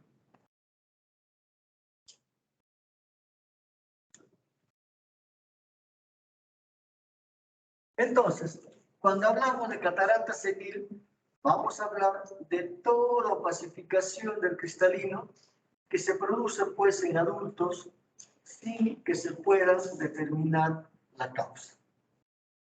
Y decimos entonces que esto es un envejecimiento del cristalino. ¿Qué medida en esto? No se tiene claro. Radicales libres en mayor cantidad en esa zona es una causa de este probable envejecimiento. ¿Ya? ¿En quiénes se presenta? En personas seniles. Cuanto más edad, más posibilidad de que vaya a aparecer una catarata senil. Ahí tenemos algún grado de opacidad de la catarata del cristalino. Entonces, la catarata senil es considerado pues, un envejecimiento normal donde las proteínas solubles precipitan perdiendo su transparencia. ¿Ya?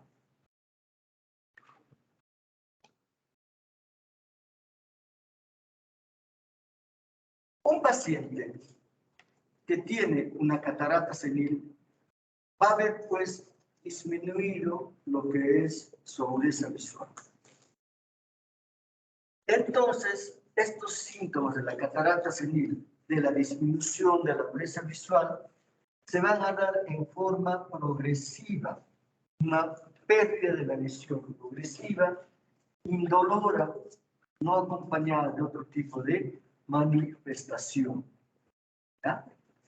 Esto es progresivo.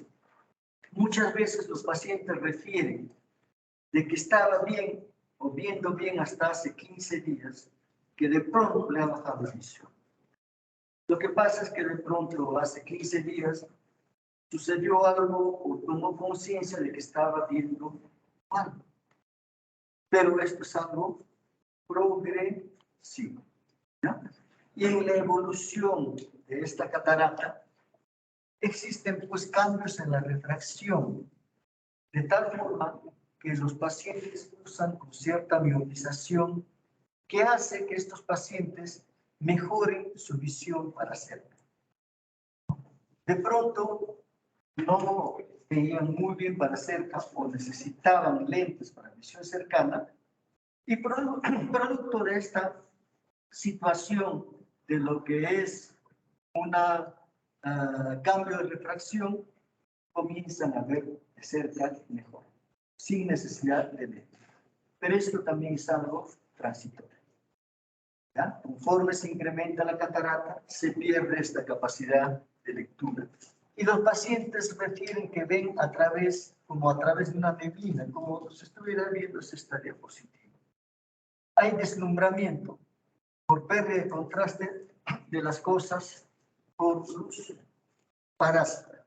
En condiciones normales, el cristalino, ¿qué es lo que hace? Enfoca en un punto de la retina.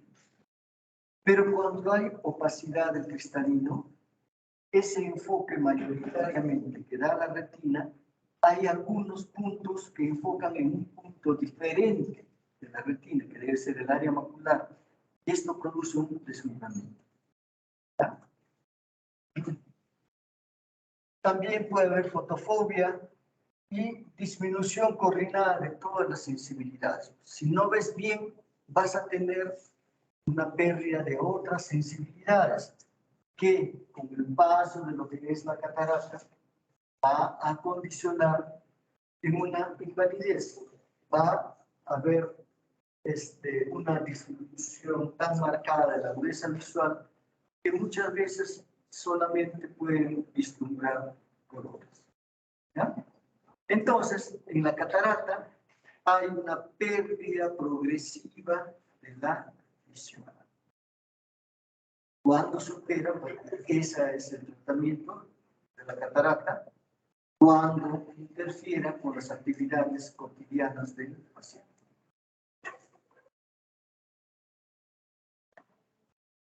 El paciente con catarata que de pronto comienza a ver bien de cerca. El deslumbramiento, ¿por qué razón? Porque si se enfoca en un punto, normalmente, de pronto comienzan a enfocarse en diferentes puntos y esto causa un deslumbramiento. Una opacidad progresiva. Vean lo que ve conforme avanza la catarata.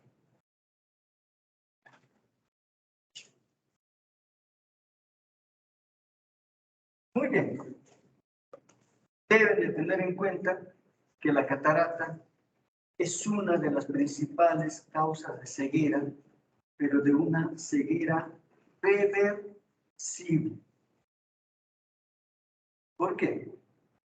Operas de catarata al paciente y recupera la visión. Entonces, ya en el Perú no podemos darnos el lujo de tener pacientes con catarata, siglos con catarata. ¿Por qué? Porque es un proceso reversible.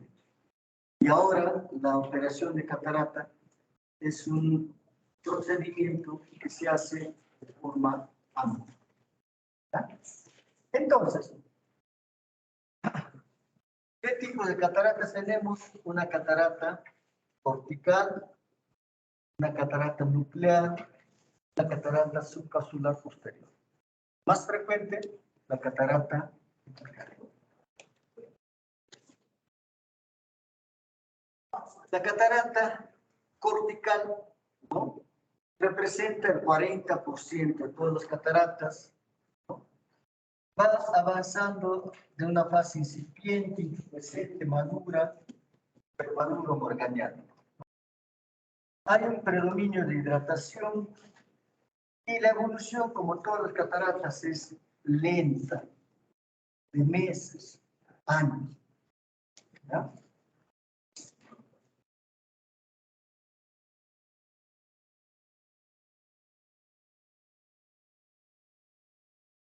Entonces, ¿qué es lo que va a haber? Va a haber una agregación proteica previa, una esclerosis, y que merced a agentes químicos desconocidos más el envejecimiento, se va formando esta opacidad del cristalino, con una alteración del equilibrio agua y electrolito a través de la cápsula que genera pues la aparición de estas opacidades. De tal forma que va a existir en el cristalino una mayor hidratación. Esta hidratación es lo que se conoce como intumescencia, y cuando ya existe una deshidratación se produce necrosis.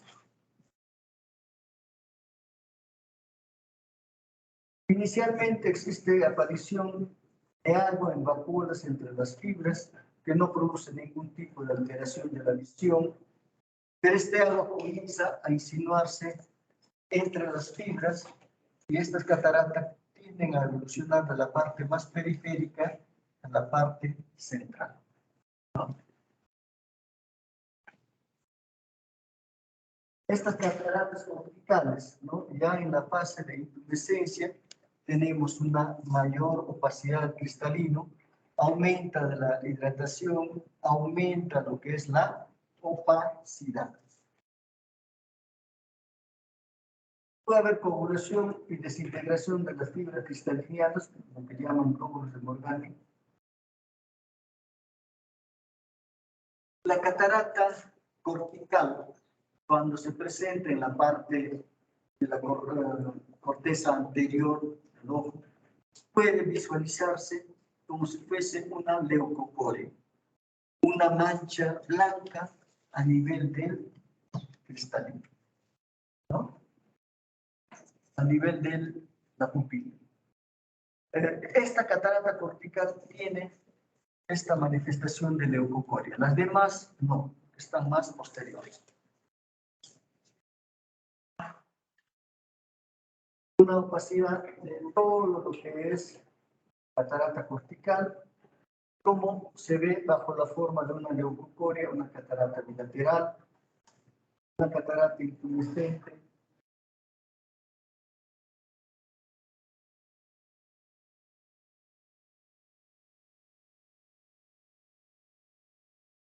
Esto es normal. Cuando toda la proteína se ha disuelto, cambia el sentido osmótico a través de la cápsula, que comienza a arrugarse.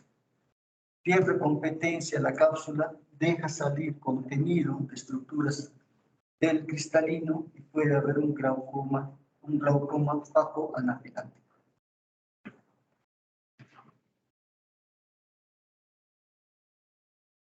Acá tenemos lo que es una catarata morganiana. El núcleo generalmente estaba en todo lo que era la corteza, pero esto a veces se necrosa de tal forma que el núcleo cae. Esto es una catarata morganiana.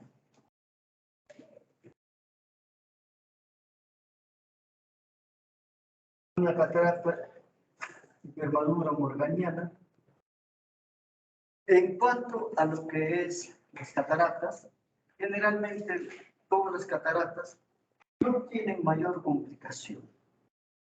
Pero cuando estamos frente a una catarata subcapsular, ¿no? Catarata cortical, ¿no? Puede haber un glaucoma opaco anafiláctico. Habíamos dicho que lo que es la cápsula anterior del cristalino pierde competencia, comienza a lo que es pasar por ahí contenidos proteicos que a nivel de la cámara anterior crean una situación de reacción inmunitaria y se produce un glaucoma opaco anafiláctico. ¿Cuál será el tratamiento en este caso? Sacar el cristalino. ¿Ya? Entonces, les decía, este glaucoma fagolítico también pues va a hacer que la reacción inflamatoria que se suscita se genere, ¿no? Depósitos a nivel de la malla trabecular, que es el sitio de drenaje lumbracoso, y aumente la presión intraocular. Entonces, en un glaucoma capsular, donde se puede ver la catarata como una leucocoria, es una de las pocas cataratas que pueden en el tiempo complicarse con un glaucoma opaco anafiláctico. ¿Ya? La otra, la catarata nuclear, que es la más frecuente, se presenta en 50% de los casos. Hay una esclerosis progresiva a nivel del núcleo, donde va aumentando pigmentos, ¿no? Que toman una coloración, el cristalino, de una coloración parda. Hay una miopización progresiva, evolución mucho más lenta, y puede haber una discromatopsia activa. Vale decir que las personas que tienen catarata de este tipo, por predominio de cierta pigmentación que hacen que tengan una pigmentación de color pardo, todo lo van a ver con ese cariz, con ese tono. ¿Ya? Por eso es lo que hay una discromatopsia activa. Que cuando se opere la catarata, pasa. Una catarata nuclear, vean cómo va evolucionando en cuanto a lo que es la coloración del núcleo.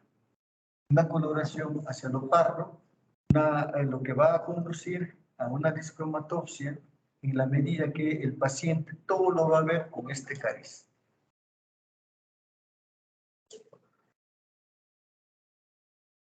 Vean, una catarata nuclear con una pérdida de la agudeza visual para lejos y cerca bastante marcada, pero que a pesar de la dilatación, etcétera, no se ve la leucocoria que veíamos en el caso anterior.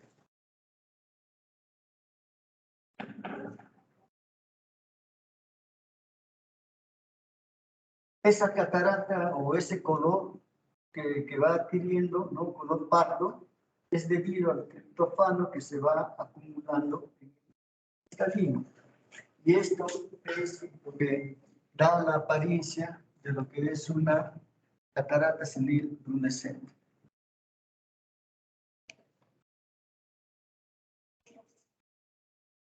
Y la catarata senil subcapsular posterior se presenta en 10% de los casos. Es una catarata de evolución mucho más rápida, tienden a ser bilaterales y hay gran pérdida funcional por interferir en el eje visual cerca del punto nodal del ojo. La pupila se ve negra, pero hay que dilatar para que esto suceda. Catarata subcapsular posterior. Catarata subcapsular posterior secundaria a corticoides, no solamente lateral. Catarata subcapsular posterior, diferentes. ¿No? Entonces, ¿cuál es el tratamiento de la catarata? El tratamiento es quirúrgico. No existe un tratamiento médico a la fecha, siempre es quirúrgico. ¿Y en qué? O bueno, ¿cuáles son las circunstancias en que uno se ve obligado a operar para devolver la visión y la calidad de vida del paciente? Y por razones médicas, ¿no? Cuando la catarata está perjudicando al ojo, por ejemplo, cuando hay un glaucoma secundario, cuando hay un problema de desprendimiento de retina, cuando haya para pacientes que tienen retinopatía diabética y se necesite dar tratamiento, etc. El hecho es de que cualquiera sea el caso en que tenga que hacerse la cirugía va a consistir en dos pasos. Uno, en sacar el cristalino, sacar la parte opaca del cristalino, la catarata, y colocar un lente intraocular. Recuerden, el cristalino es un lente. Si no colocamos un lente con la misma medida, el paciente no va a ver. Y la catarata se hace así. Se saca la catarata y se pone el lente intraocular. ¿Ya?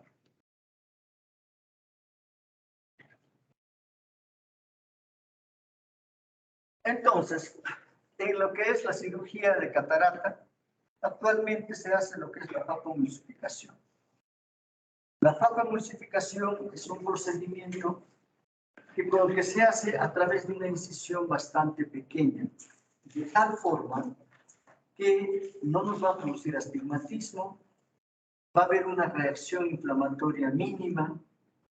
Cuando se coloca un lente intraocular de tipo plegable, y este lente intraocular plegable se tiene que colocar en lo que es la bolsa.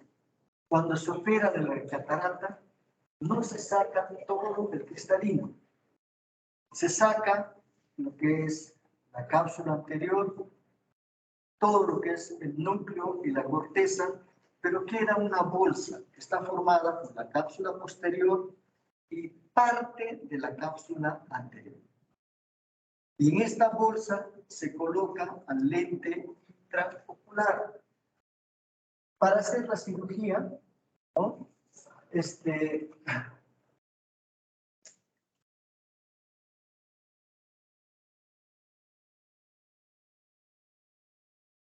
Para colocar el lente intraocular se usan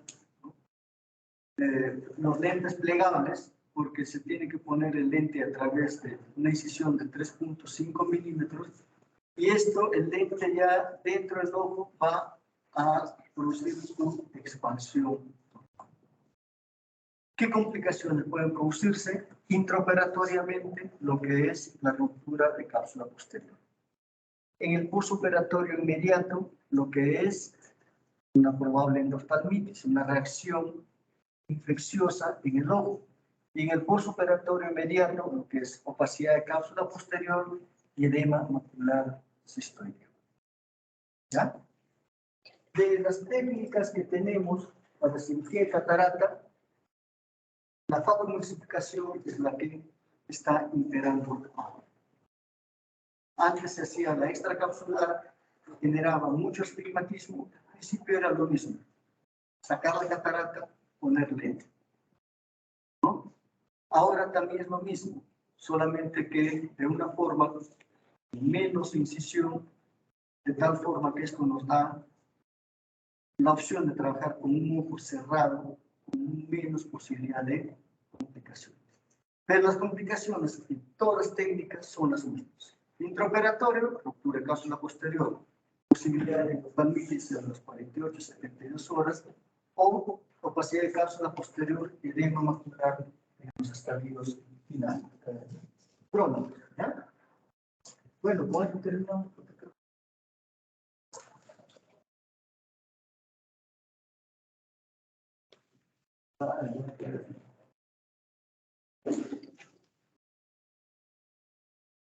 Ahorita se arregla, ¿no? Parece que cambia.